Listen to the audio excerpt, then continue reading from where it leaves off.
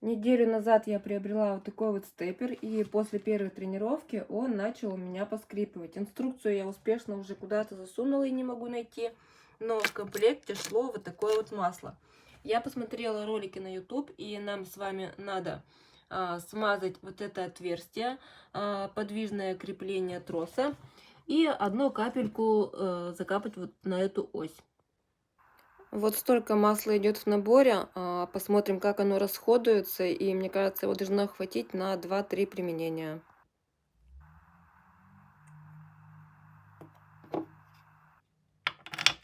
И закручиваем. На ось я уже капнула. Неудобно снимать и работать одновременно. Осталось нам капнуть в эти подвижные части.